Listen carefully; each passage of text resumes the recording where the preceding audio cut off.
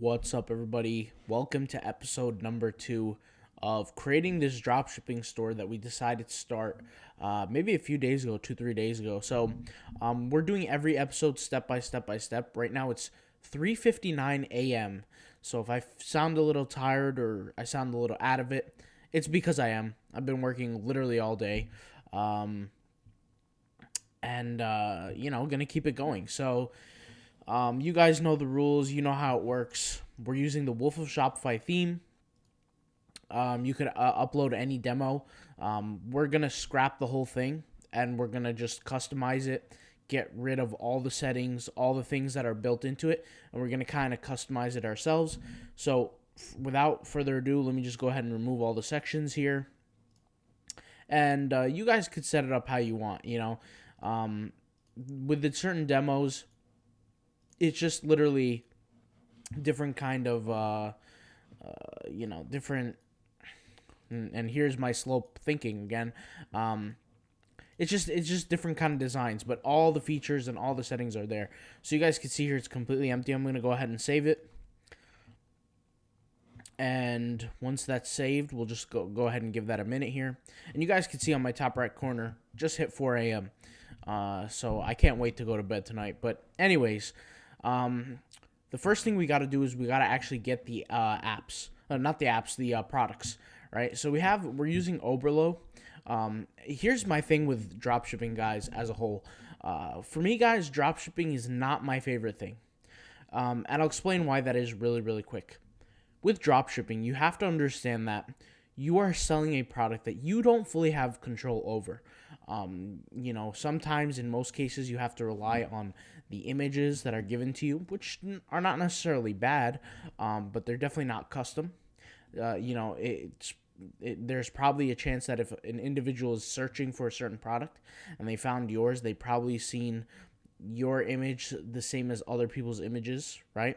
So it's not going to be something new to them. It's not going to be something that stands out. There's a lot of negatives about dropshipping.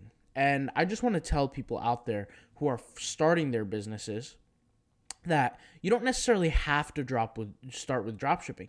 You can start purchasing products, bring them to your house, right, and ship them out manually. Now, I know that's not typical of what people do, but you got to start somehow. I mean, if dropshipping is going to work for you, great, but you're not going to be building a long-term brand with just dropshipping alone. You're really turning and burning. Basically, what that means is that when you have, let's just click on this product right here. I just want to make sure I'm recording, by the way, because I would hate to not be recording. But yeah, I am. Like I said, guys, I'm slow. It's 4 a.m. Haven't slept for probably over a day by now. But anyways, let's just say somebody orders one of these products, right? Like this bat or these neon lights, like this dinosaur, okay? You can get it shipped to them, but you're turning and burning. What that means is you're turning the individual from the lead status to customer status, and then you're burning them. They'll never purchase from you again. They're not going to be happy with shipping times. The branding is going to be off. Everything is going to be off. But if you can, first of all, shipping times now is expected for things to be quick. So if you're not finding, even if you are finding somebody who's shipping from the United States, it's going to be tough, right? You're very limited on products. So like, for example, if I go over here, shipped from the United States, these neon lights are being shipped from United States. Shipping costs $6.94, and the product itself is $5.18. So you're looking at an $11 product. If we do just a regular Google search for this product, just go on Google here, and let's search lightning neon light, right? That's actually a pretty good price, $59.99. Shein is selling it for $11. So you're playing a marketing game in that case. Let's go ahead and go on Amazon and see how much it costs. Yeah, see, $9.34. You're going to have to play a marketing game. You're going to have to be good at your marketing. You're going to have to be good at advertising to make something like this work. To sell it for $40, which is really generally my goal with a sign like this, you have to be good at marketing. And marketing takes time. And there's no shame in learning. Something that I would encourage everybody is to go out there and take the time to learn a skill. All right. So, anyways, this is for many reasons why I'm not a big fan of dropshipping, but I understand how many people have to start. And sometimes you got to start where you start, and there's nothing wrong with that. But let's go ahead and jump over here into the product page. And let's go back here and let's just do worldwide shipping. Okay. We're going to import two products. So we're going to import this product right here, and we're going to import this belt right here. So these light style belts. But I want to import, and this is just a general suggestion, guys, is typically with these Chinese manufacturers and stuff, there's typically only one manufacturer. I know a lot of people, there's a lot of talk about that online. Typically only one manufacturer, and they're so large and they have distributors. So these distributors will create secondary and tertiary accounts on AliExpress selling the exact same product, but they're all coming from the exact same warehouse. These warehouses might be, 100,000 square feet, just pumping out these products. So we're going to go with this product right here, and we're going to go with this one. So let's go ahead and grab the links. And so let's just do that. Let's grab this link. Let's go ahead and copy it. And let's go into our Oberlo app, and let's have an import list. And let's go to the import list here, and let's add a product by URL. Let's just copy and paste that URL and hit add product here. And there we go. The product is being imported. And here we have the belts here. I call them belts, but you guys call them something else. Yeah, these are them. Just making sure. Copy the product here. And let's add another product by URL. Speaking of stores, let's go ahead and make sure everything's good here. Let's go back here. And at this point, we've imported them into Oberlo. So for those who don't know, and I'm sure a majority of you do, but I know that there's some people who could potentially be beginners here. Oberlo is just a place where it's a middleman type of app that you can install on your Shopify store that will allow you to utilize it. Speaking of Wolf of Shopify, guys, this is the place where I get the theme. wolfofshopify.com. You could use my link in the description box down below if you want to get the theme. But like I said, this is how we build our stores. So let me just get this out of here. Now, yes, I was searching the net worth of Proper 12 a little bit earlier. But anyways, so what we're going to do here is we're going to actually segment these products. Now I could do this in a few different ways. So if we look here, okay, let's just look at these variants here. We have group A, B, C, D, E, N, F, and G, H, I, J. Okay, so we have a few groups here. Let's go back to the main product. And we have these groups. So we have group 1, group 2, group 3, group 4, group 5, group 6, group 7, group 8, 9, 10. So we have 10 or 9 groups, 10 groups, whatever. 1, 2, 3, 4, 5, 6, 7, 8, 9, 10. Yep, 10 groups, okay? So we're essentially gonna segment each group by its own product. Okay, so, and if I yawn, guys, forgive me. So tired, like I said, but it doesn't matter. I'm not complaining. Just so that you guys know, I have been working on my own stores today a lot. So this is, my mind is a little slow. But what we're going to do is we're going to hit this split button, split product button. So let's go ahead and hit split product. And it's going to say, what do you want to split it by? Do you want to split by color? Or do you want to split by emitting color? I'm going to go with the first one, so groups. Let's go ahead and split products, and it breaks it up into 10 products now, right? So it's not like we have 2 products anymore. We have 10 products. Okay, so as these are importing, let's go ahead and jump into this product, or let's take a look at it on the original link. And we can see here we have this belt type product, and we're actually not going to split the belt type product up. We're going to make it one product only, and we're going to make it, I guess you could say, a main product, and we're going to sell the other lights as upsells. Okay, so you can make an argument that this kind of set up like a one product store, but it's really not. I have a very specific way how I set up one product stores, and I do extremely well with those. But this is not one of those businesses. So let's just go ahead and reload here or refresh. All right, great. So I'm not going to do too much editing for this video. I'm just going to go ahead and import all of them to my store. So this is going to say import. I'm going to go ahead and import. So now you guys kind of have a basically full tutorial on importing products to your store from Oberlo. And not that, you needed the guide. I mean, there's so many guides out there, but something I do want to share is creating a logo. So logos don't have to be complicated. Go to canva.com. If you guys don't know what Canva is, it's spelled canva.com, canva.com. And you just create a basic logo. And I know this information is not, new by any means. You could find this information in a whole bunch of different stores out there. The cool thing about Canva is that if you have the Pro, you can remove the background on certain products. So I'm going to get rid of this background, right? Delete the background. How do I do this? Okay, I'm not even sure why. Is it acting up or no, it's not. Okay, so I'm going to make it white. So my logo is just going to be a small text logo. That's it, right? And if you guys have trouble with logos, just create a basic just create a text logo and it'll be good enough. Let's go ahead and download this into a transparent style file because we want the background transparent, but we want the letters to pop out, right? So going back to our store here, let's go ahead and go to customize. And the first thing we need to add is our logo. Now, since you guys are here, we might as well talk about this real quick. Two things. So you see this pop-up. I want to call your guys' attention to this pop-up right here. Hopefully you guys are all seeing this on the screen. And there should be another pop-up soon. This pop-up is a feature built into the Wolf of Shopify theme. I think I just closed out the link. I'll open it up again.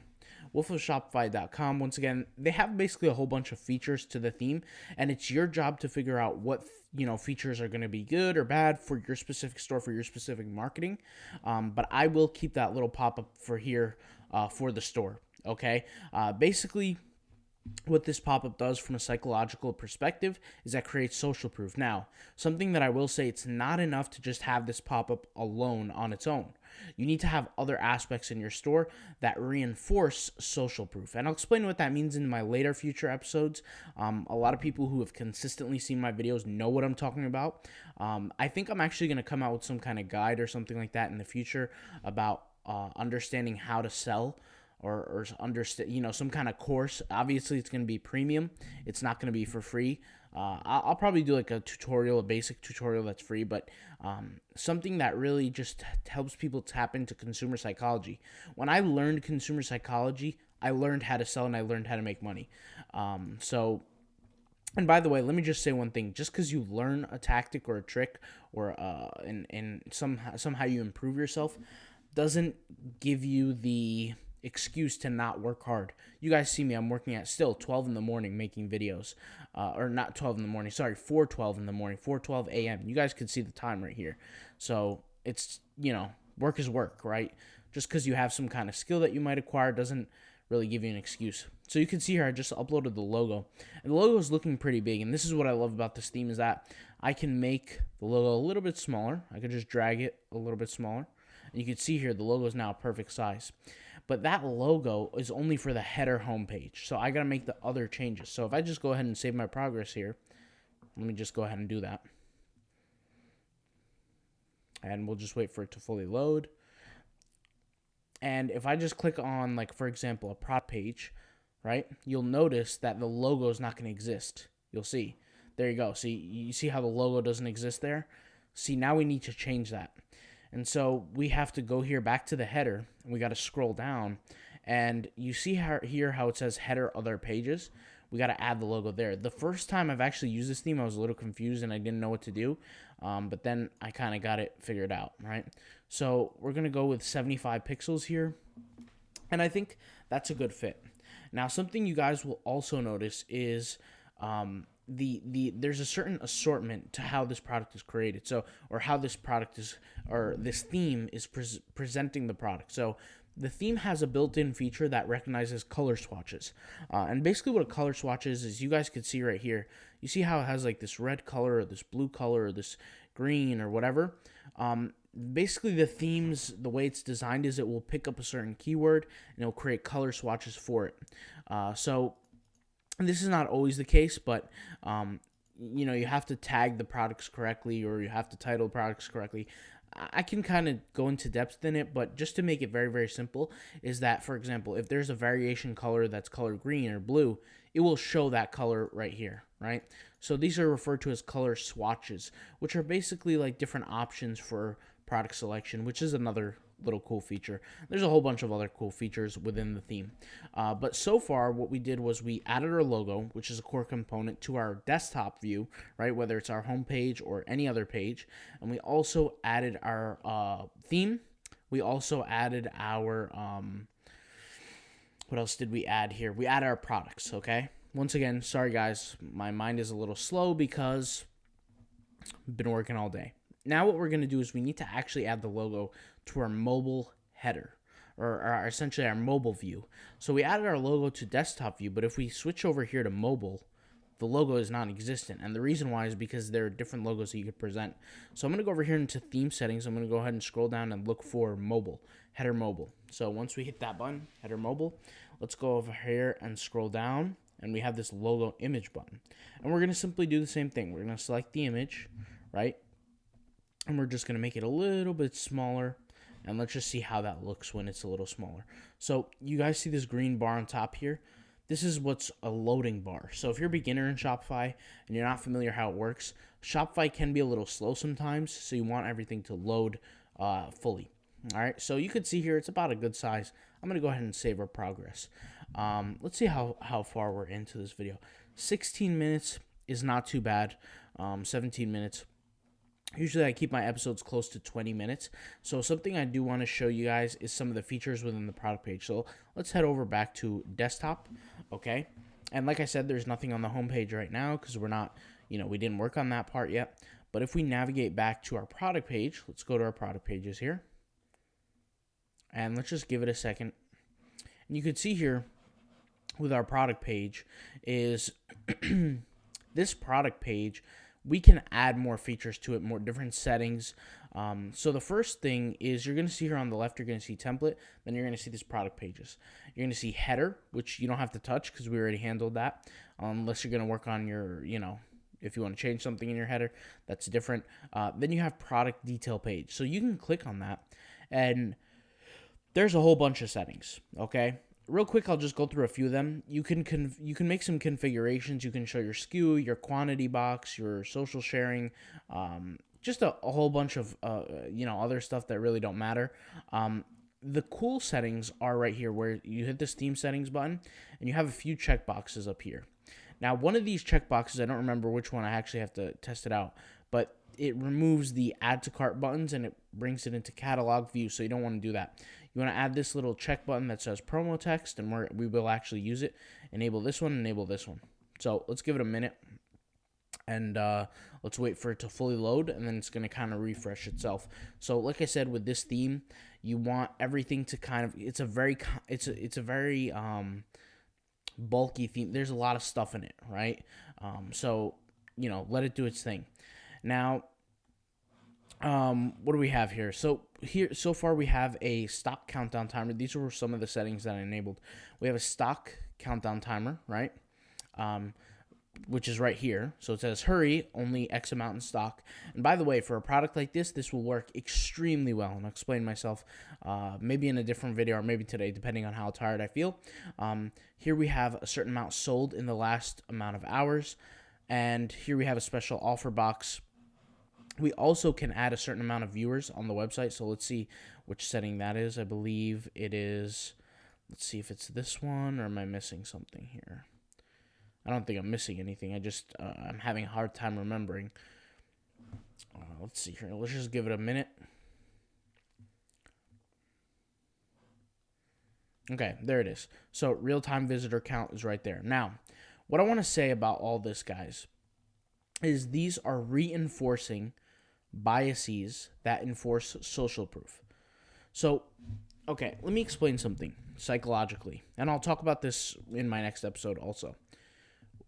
Why does social proof actually matter? Everybody in Shopify talks about social proof, social proof, social proof, and they just repeat it like parrots, but there's really no ideology behind it. Let me explain. Why social proof is important.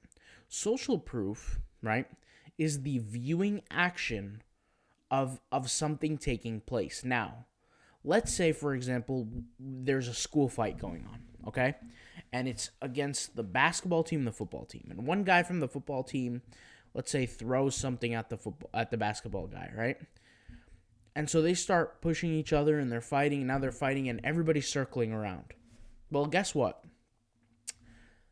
When these two individuals are fighting, what's going to happen is you're going to have social proof, right? So many other people are also going to see the fight, okay? Now, let me explain another concept here within social proof, is that when you have something that goes on and other people see it, it is more verifiable, right? Does that make sense? So, for example, if I'm out on, let's say, a hike and I see a unicorn and I say, hey guys, I saw a unicorn and nobody was with me, guess what? I have no social proof. There was no socially in my social circle. Nobody's going to believe me because nobody was there with me, right?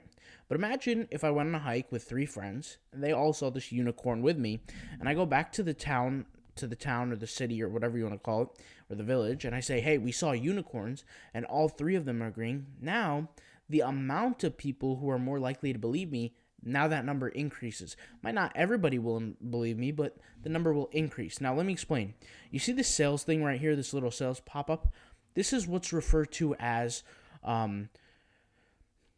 incentivization-based social proof, meaning there's no offer here, but what it is you are incentivizing the concept of social proof in consumers' minds. However, this idea would work very, very well 4 years ago, 5 years ago. When consumers would see a pop-up like this, they would jump all over it. Conversion rates would go through the roof. However, now it's been used so many times by so many stores that people just don't get they act like they see it all the time and it doesn't matter anymore. However, we have something in psychology that's referred to as the Lollapalooza effect, which is an incredible psychological cognitive bias that basically just says when you have multiple different pieces of evidence pointing to the same thing, the result or the effect of it is much more believable or much greater. So, when you look at this social proof, if it was alone, and this is why I said earlier, when you piece all these parts together, your conversion rate shoots through the roof, right? Because this originally is social proof, but when the consumer comes to the product page and shows interest in a product, what are they going to see? The first thing they're going to see is some kind of special offer, which is first incentivization, which we'll talk about that in a minute. But you have here a stock counter of the amount sold in the last few hours. So what does this represent here? Well, imagine if you see like Alex just bought this product, or John bought this product, and Jamie bought this product, and then you click on a product and you see 29 sold in the last 17 hours. This is what's referred to as correlation bias. See, this statement right here is in correlation with the pop-up statement, right? So now what's happening is you're having a third bias pop in, which is what? Confirmation bias. Which confirmation bias just means that when a consumer or an individual in general is able to confirm something, right? When they're able to confirm something, right? It's like double checking, they tend to believe it more, right? So, okay, so this states something that a product is being sold, and this pop-up states something. Well, now that's consumer bias. Conversion rates are going to boost. Now, if we scroll down here, this hurry, X amount left in stock counter, what this is doing now is this is incentivization bias. Now, notice how I said incentivization bias twice here. I said it in the special offer box, and I said it right here in the stock countdown timer.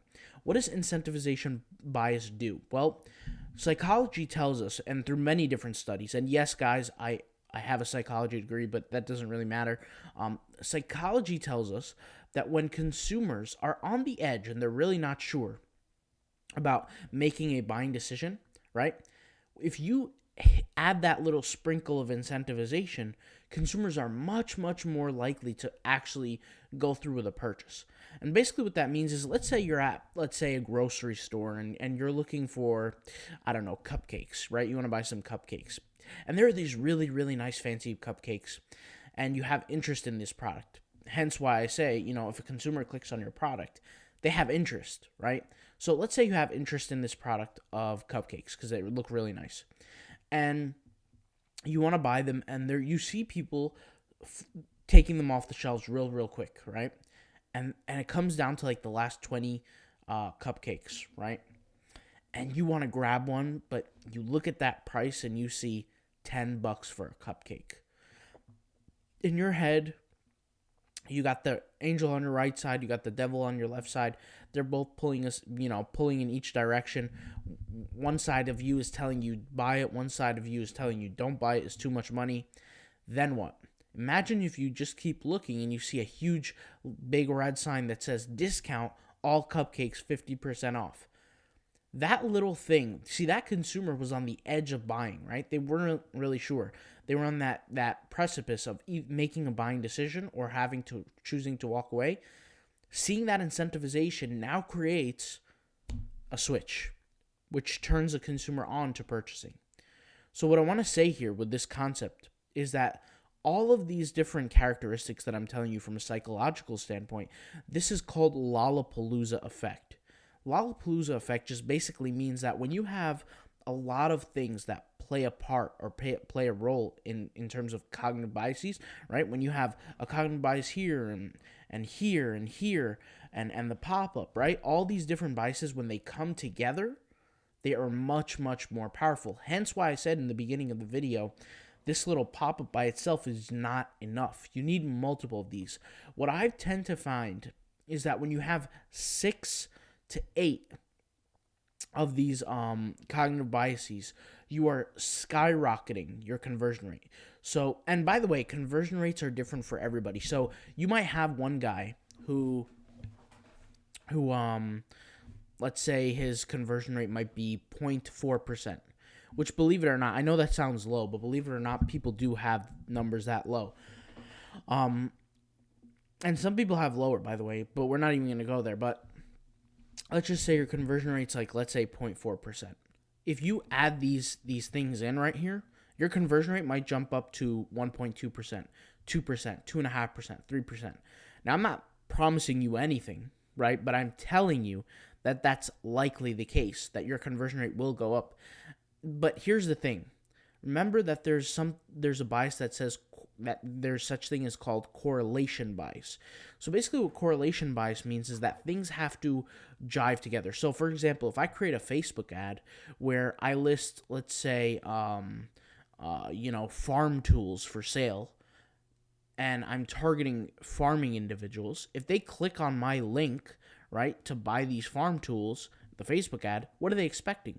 They're expecting to see farm tools on the website. Well, if they see lighting, right, like neon lights, they're going to be like, what on earth is this? And they're going to leave right away. So some things matter. And what I'm trying to say here is that, you have two things to control for with every Shopify store. The first thing you have to do is with the conversion optimization on your website. And the second thing you have to do is you have to control for your traffic, okay? And I break down Shopify stores very, very simply. Those are the only two things you have to worry about, right?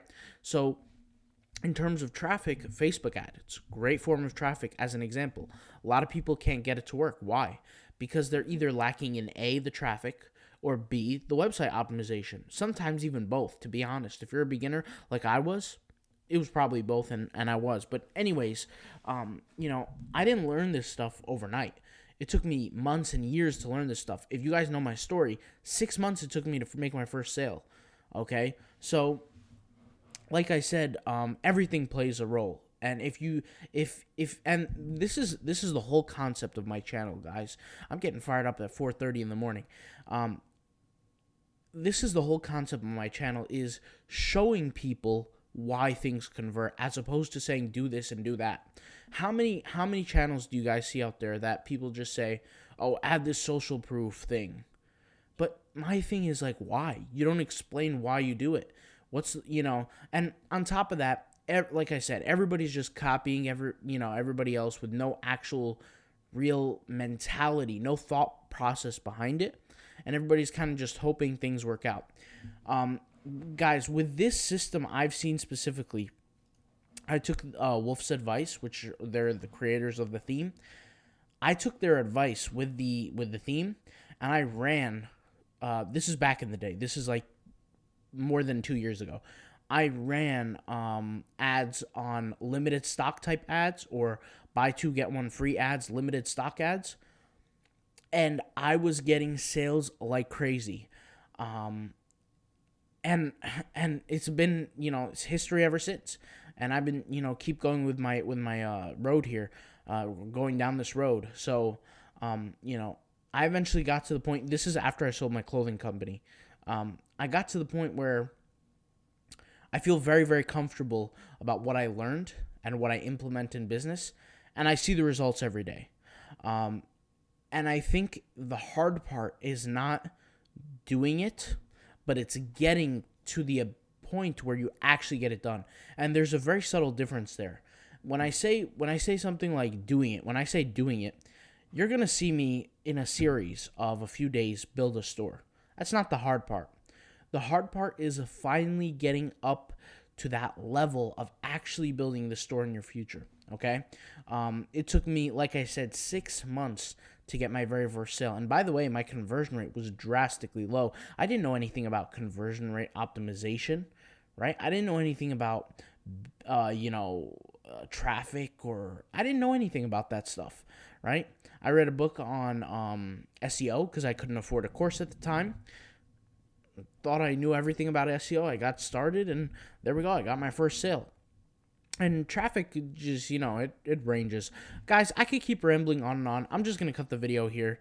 Thank you guys for watching. I appreciate it. Hopefully, this video helped you out. More importantly, I encourage every single person watching this to take action, to work on your business somehow, some way. It doesn't have to be, getting the business, up and running right away, but maybe it's something as simple as, notebook and pen. I have a notebook right here. I'll show you guys. I got some paper here, right? Writing stuff down, just jotting down some ideas. It doesn't have to be something huge right away. You just want to go out there and get something done, right? And if you've been the type of person that maybe you had a lack of self-esteem, maybe you believe that you can't do it, I'm here to tell you that I promise you anybody can achieve anything if they put their mind to it, right? I remember, and this is just a quick little thing I want to share. Guys, when I first started, and me and my dad were actually just talking about this earlier today. When I first started business, the amount of hours I would work and not get paid for because I wouldn't make any sales online, the amount of hours, I would have made much, much more money if I worked at McDonald's working for minimum wage. And I actually remember my sister telling me, hey, when are you going to get a real job? And, that's just the reality of it. And I was struggling. I was struggling to make money, but things eventually got better and better and better. And they only got better with me applying myself more.